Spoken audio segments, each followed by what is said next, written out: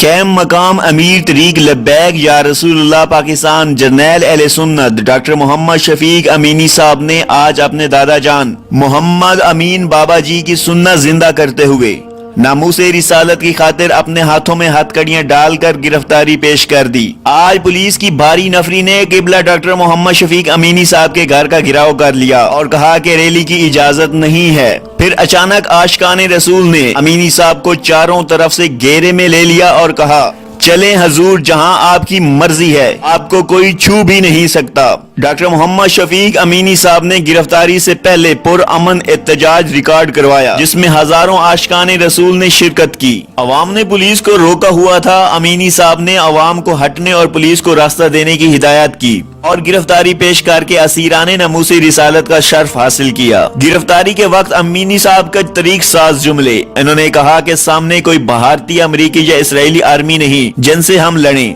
یہ اپنے ہی ہیں۔ یہ کہتے ہوئے آپ نے گرفتاری دے دی۔ قائم مقام امیر محترم ڈاکٹر علامہ محمد شفیق امینی صاحب پر بزدلی کے الزام اور دیگر فضول بک بک کر کے شک و شبہات پیدا کرنے والوں، اب ان کی جرأت و عظمت کے گواہ رہنا۔